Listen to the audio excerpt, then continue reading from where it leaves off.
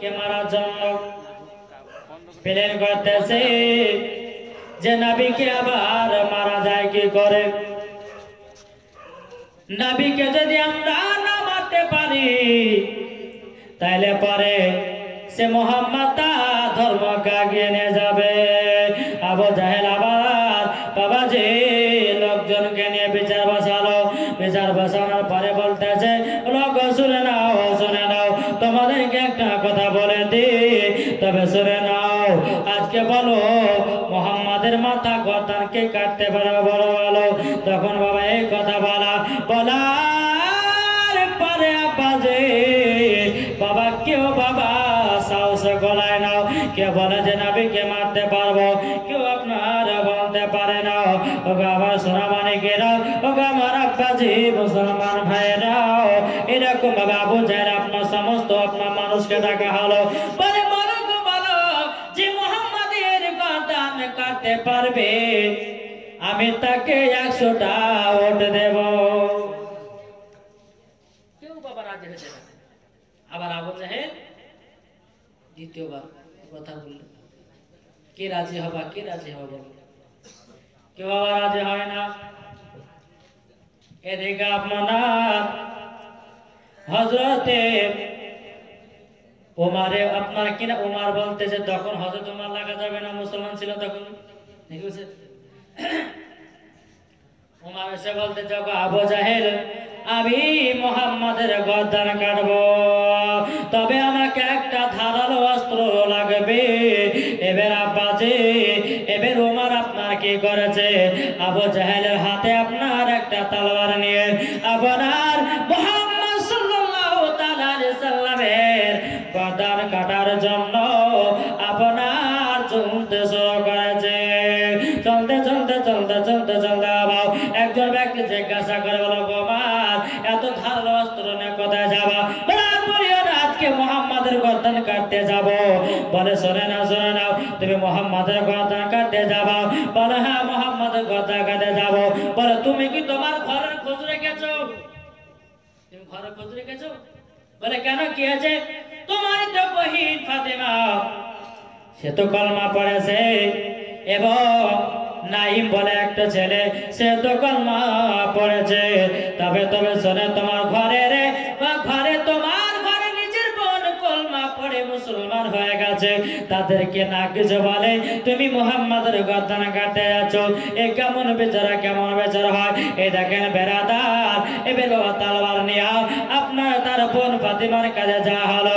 যাওয়ার পরে যেমনই আপনার কিনা দরওয়াজা কাছে দাঁড়াবে কে, ফাতেমা কোরআন তেলাওয়াত করতেছে, জুরকান সুবহানাল্লাহ। যেমনই বাবা কোরআন তেলাওয়াত করাও, ওমর আপনার শুনতেছে, কি ব্যাপার এত সুন্দর মধুর সুর যেন ভোলা যায় না, এত সুন্দর মধুর সুর যেন আপনার কিনা ভোলা যাচ্ছে না।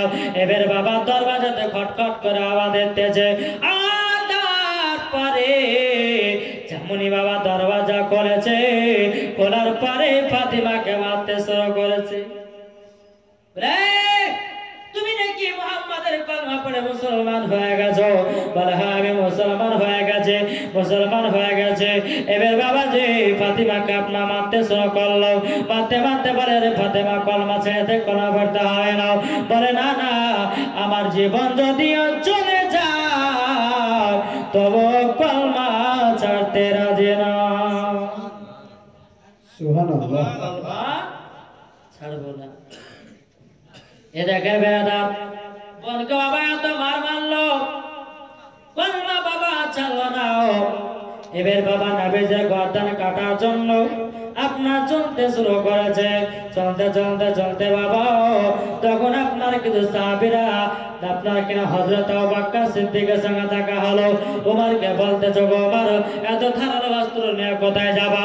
বলে আজকে মুহাম্মাদের গর্দান কাটতে যাব। তখনই বাবা এই কথা বলা।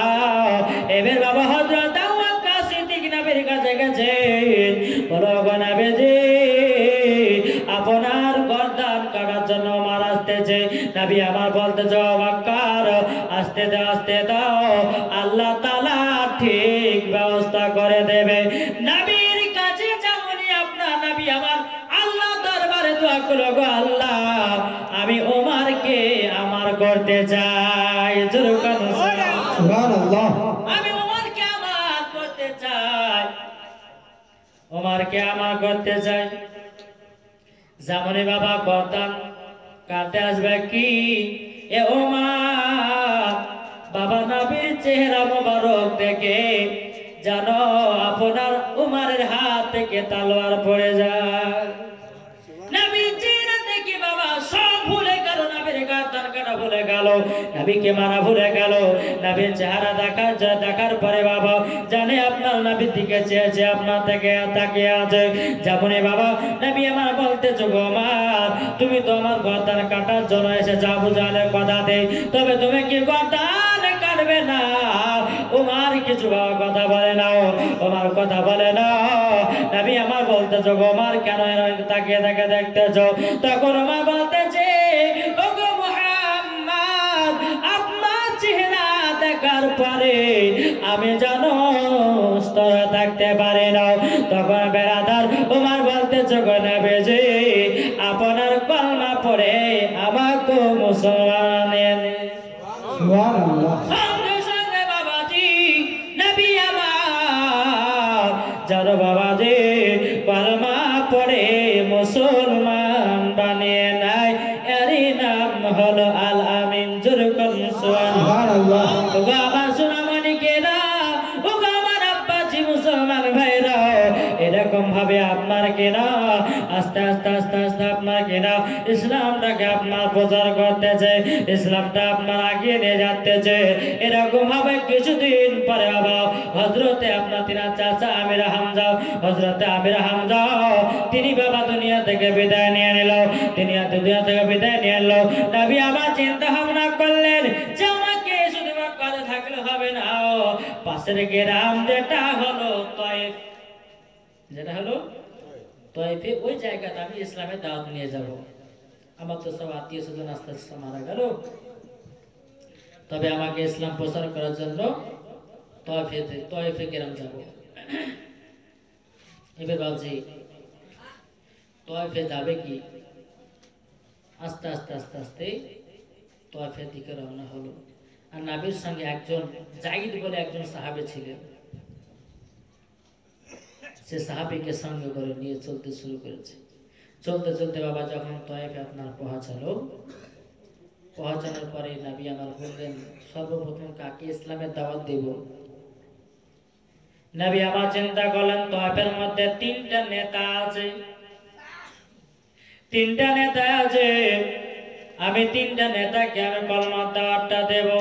জোরে বলবেন না? সুবহানাল্লাহ। কলমার দাওয়াতটা দেব। নবী আমার তয়েফের নেতাদের কাছে এসে বলতেছে, বলো গো তয়েফের নেতারা, তোমরা আমাকে নবী বলে মেনে নাও।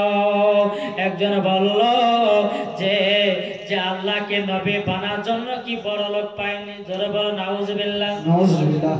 এই বেরাদা আরেকজন বলল যে গরিবকে কি নবী বানাতে পারে নাকি? জোরে বলো নাউজুবিল্লাহ। আর একজন বাবা যে কোনো কথা বলল না। বাবা নবী আমার তয়েফে একবার নয় দুবার নয় 3 দিন পর্যন্ত তাদেরকে বোঝানো হলো। বোঝানো হওয়ার পরে এবার বাবা নবী আমার তয়েফ থেকে বাবা বেরিয়ে যাবেন কি, এবার আপনার কিনা রাস্তাতে বেরিয়ে যাচ্ছে যান, কিছু দূর লক্ষ্য করা যাচ্ছে আপনার কিছু যুবক ছেলেরা হাতে পাথর নিয়ে দাঁড়িয়ে আছে। পাথর নিয়ে যখন দাঁড়িয়ে থাকো তখন আপনার কিনা নবী আমার দেখতেছেন কি ব্যাপার, এই যুবক ছেলেরা কেন পাথর নিয়ে দাঁড়িয়ে আছে? পাথর নিয়ে কেন দাঁড়িয়ে আছে? নবী আমার আস্তে আস্তে আস্তে বাবা যেমনই আপনার কিনা ওই যুবক ছেলেদের কাছে পৌঁছেছে, ওই যুবক ছেলেরা নবীকে পাথর মারতে শুরু করেছে। আবাদে বাঁধতে বাঁধতে বাবা যে নবী আমার বলতেছে গো যুবক ছেলে তোমরা আমাকে মারছে কেন? আমি তো হলাম আলামের, আমি তো আল্লাহর শেষ জামানার নবী, আমি হলে শেষ নবী, তোমরা আমাকে মারছে কেন? যুবক ছেলে কোনো মাথা চলল না। নবীকে আপনার পাথর বাড়ি বেড়ে বেড়ে বাবা রক্তর বন্যা বয়ে যায়। এদিকে আল্লাহ তাআলা হযরত জিবরিল আমিন জিবরিলকে বলে, ওগো আমার জিবরিল তাড়াতাড়ি করে যাও, আমার হাবিবুল্লাহ রক্ত মোবারক যেন জমিনে না পড়ে যায়। শরীরটা বাবা ক্লান্ত হয়ে গেছে, ওই তায়েফের সরজমিনে বাবা একবার না দুবার নয়, নবী আবার তিনবার বেহুশ হয়ে গেছিলেন।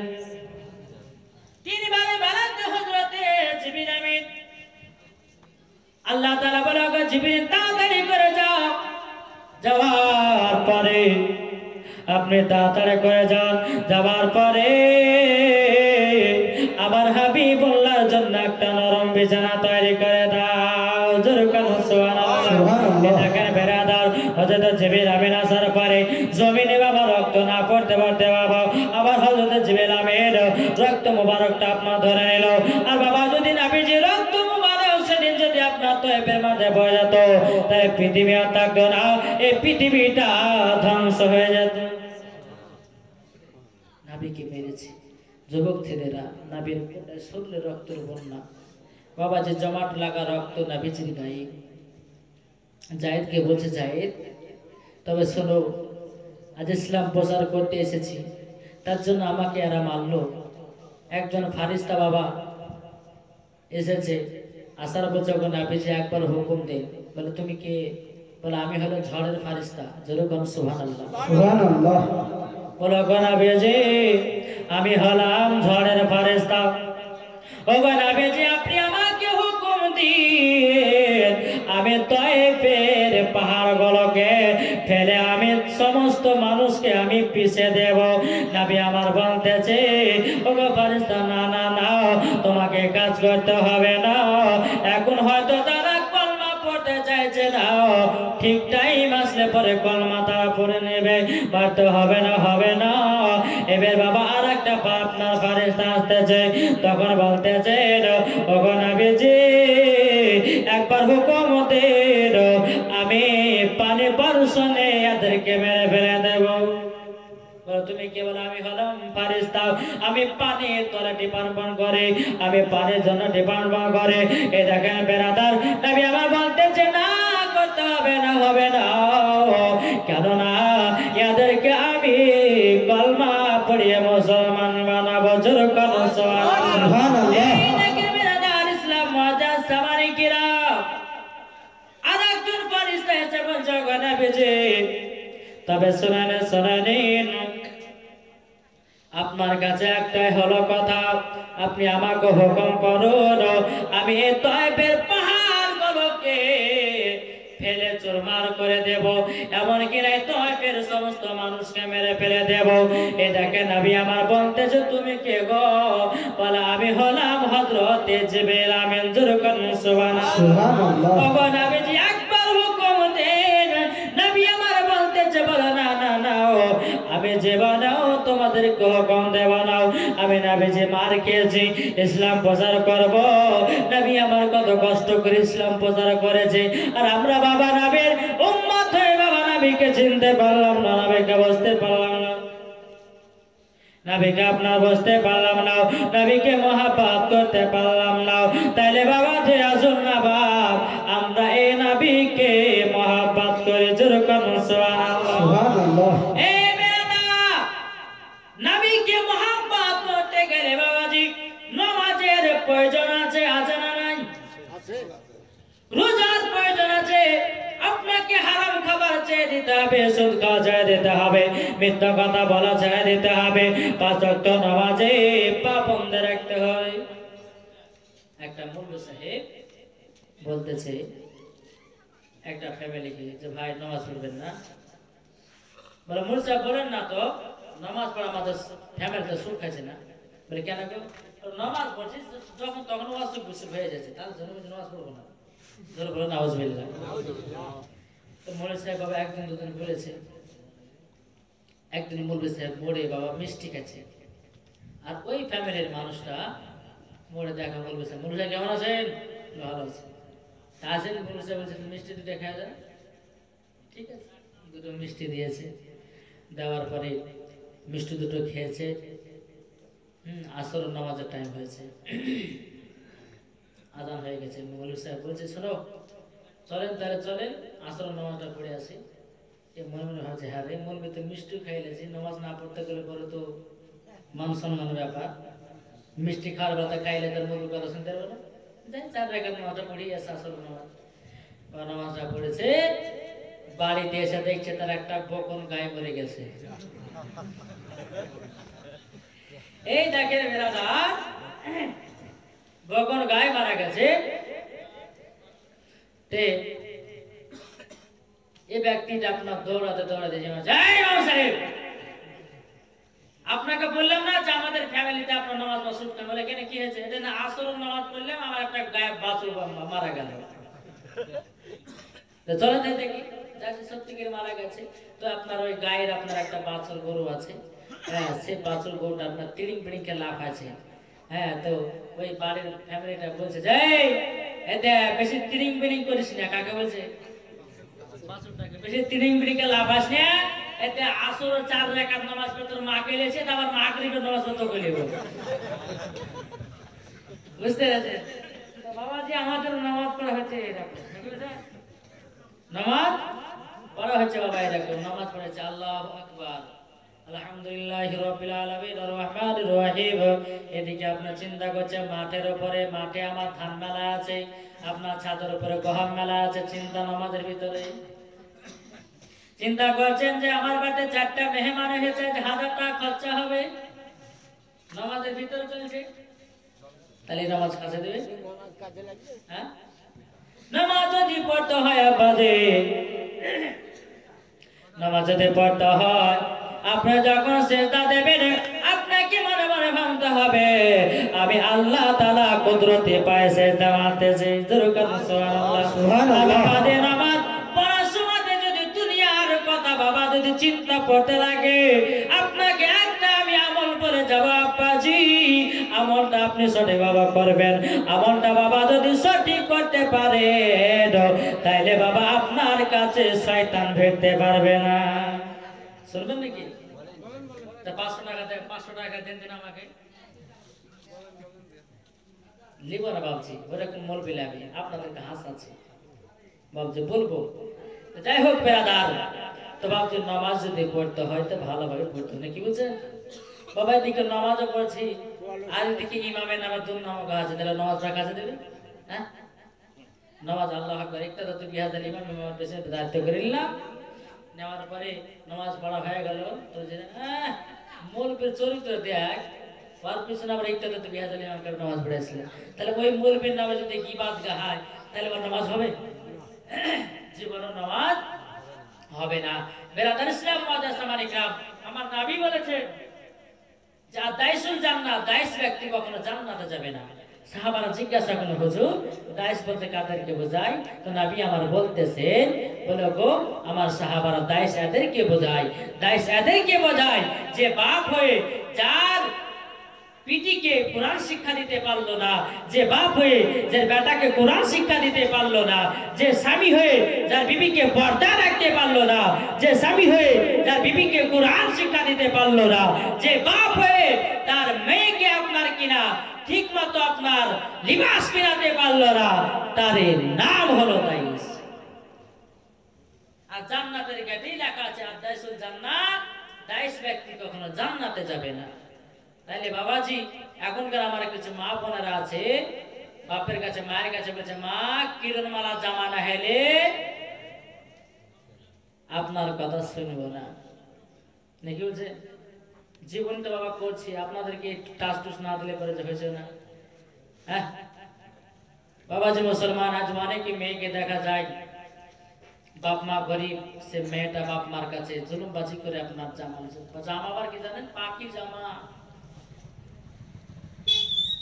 পাখি জামা কিনেছে তাই কি বুঝে দেখো কিরণমালা এত জ্বালা যদি দেখিতাম তাইলে কে আদেশ চালেন ছবি দেখিতাম স্বামী আমার গরিব মানুষ পকেটে নাই টাকা কেমনে আমায় কিনে দেবে কিরণমালা জামা ঠিক কিনা বল হ্যাঁ তাহলে বাবাজি এমন মেয়ে আছে আবার স্বামীর কাছে পয়সা নাই কিন্তু স্বামীর কাছে একটা লাল শাড়ি কিনে দেবে বলে কি বলে না তাহলে এইরকম ভাবে যদি কোনো মেয়ে যদি বাবজি স্বামীকে ডিস্টার্ব করে, স্বামীকে জ্বালায়, তাহলে বাবজি সে মেয়েটা, সে ছেলেটার কি মাথা ঠিক থাকবে? কলকাতা, দিল্লি, বোম্বা থেকে বাবা কাজ করছে 2 মাস, আপনার ঠিকাদার টাকা দেয়নি, আগে ফোন করে বলছে আমার লাল সাহেব বেনারসি শাড়ি লেসবে, হ্যাঁ ওই ফেয়ার লেভেল লেসবে, হেয়ার লেভেল লেসবে, কত রকম পাউডার লেসবে, সোনো পাউডার লেসবে।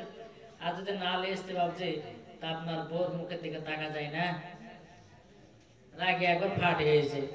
কিন্তু আমার মা খালা শুনে যান মা রাতের বেলায়, ও আমার মা জননী আপনাদেরকে হতে হবে বাবা মা ফাতেমার মতো, ও মা খালা আপনাদেরকে হতে মা আমিনার মতো, আপনাদেরকে হতে হবে মা খাদিজাতুল কুবরা রাদিয়াল্লাহু তাআলা আনহার মতো। জোরে কোন সুবহানাল্লাহ। এবারে সামানি কিরাম, যে আপনার মা খাদিজাতুল কুবরা রাদিয়াল্লাহু তাআলা আনহা, তিনি আপনার স্বামীর কথা আপনার কিনা মান্য করেনি, যে মা ফাতেমা জীবনেও এক ওয়াক্ত নামাজ কাজা করেনি, এর নাম হলো ফাতেমা। আর আমাদের ঘরের মা বলে না বাবা এক ওয়াক্ত সিরিয়াল কাজা করে না, এক ওয়াক্ত সিরিয়াল কাজা করে না।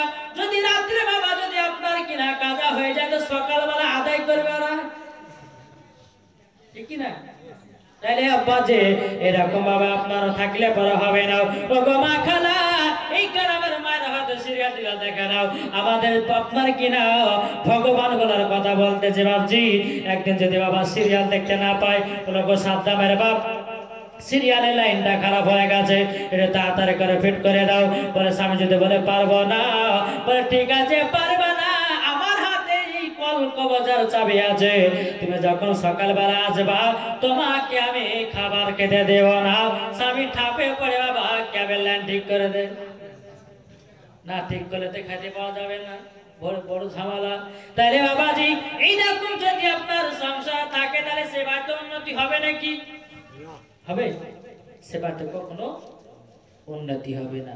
তাইলে আব্বাজি, ওগো আমার মা খালা শুনে যান মা রাতের বেলায় স্বামীকে ভালোবাসুন। ওগো ভাইরা আপনাদেরকে বলি যে বিবিকে মহাব্বত করুন, বিবির সঙ্গে মহাব্বত রাখাই মানে আল্লাহ তাআলার ফেরেশতাকে খুশি রাখা। জোরে করুন সুবহানাল্লাহ। সুবহানাল্লাহ।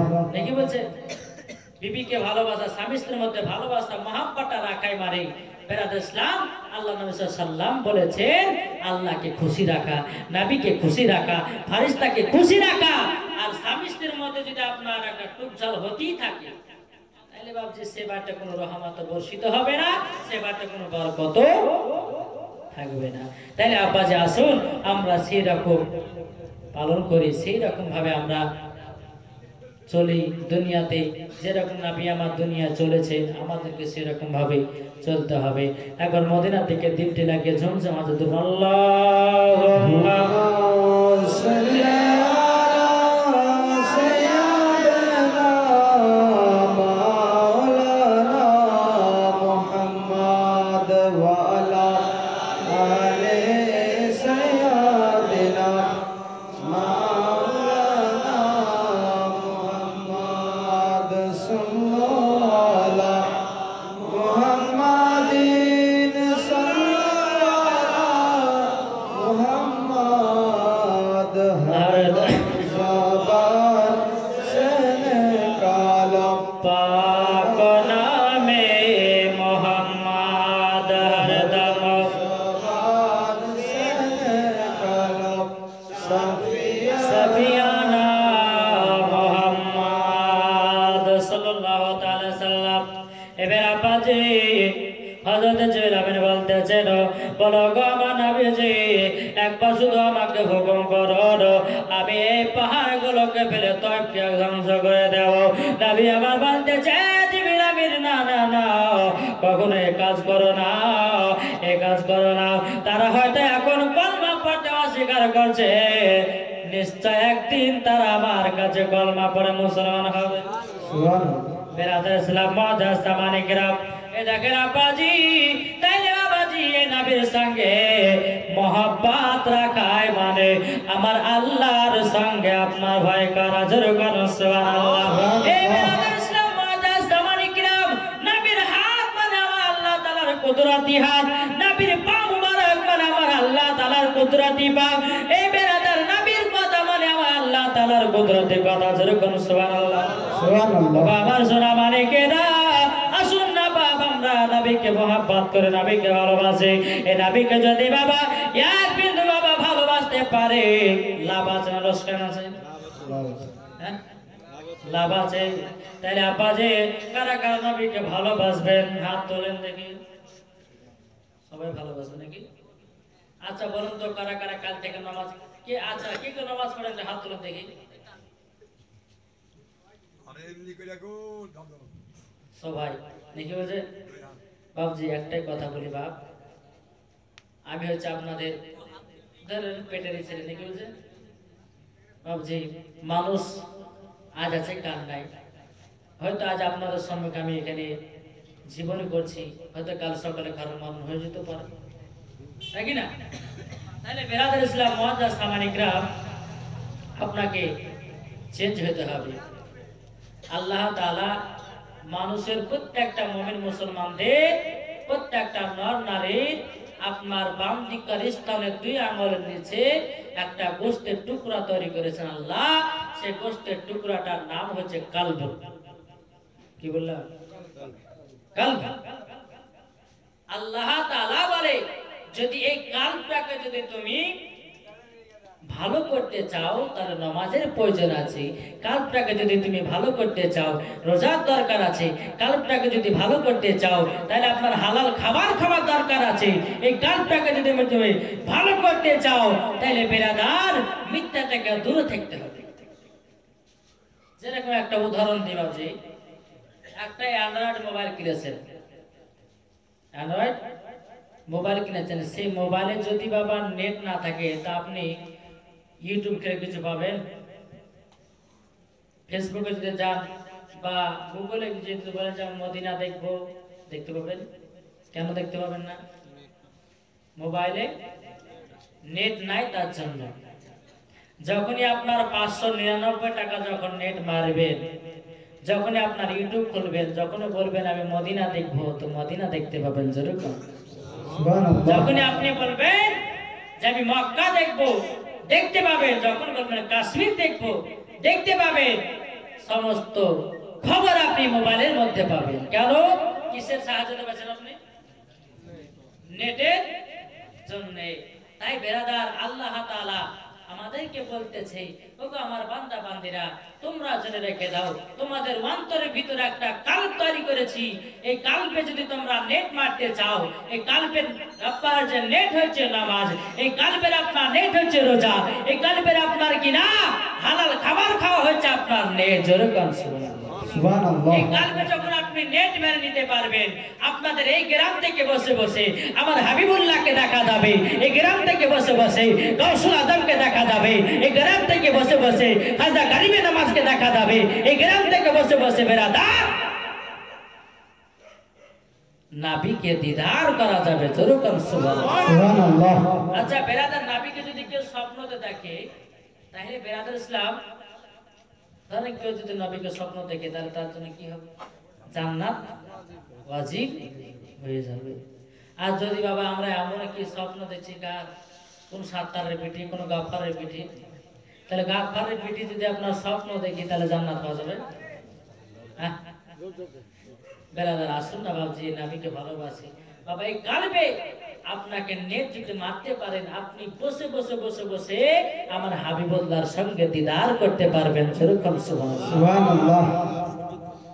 বেরাদার আমরা সকলে জায়গাতে উপস্থিত হয়েছি 12 রবিউল আউয়াল জশ্ন ঈদ মিলাদুন নবী। এই দিনে নবী করিম সাল্লাল্লাহু তাআলা আলাইহি সাল্লাম তিনি বাবাজি আগমন করেছেন। যাই হোক এখন মদিনার দিকে দিলটি লাগিয়ে ঝুমঝুম আওয়াজে ধরুন আল্লাহুম্মা সাল্লি আলা সাইয়্যিদিনা মাওলানা মুহাম্মদ ওয়া আলা আলি সাইয়্যিদিনা মাওলানা মুহাম্মদ সাল্লাল্লাহু মুহাম্মাদিন সাল্লাল্লাহু মুহাম্মদ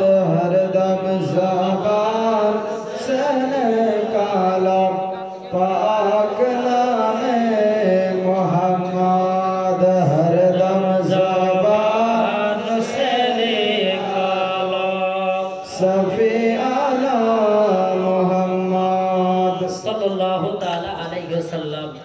বাবজি তো যাই হোক বাবা, প্রায় আমার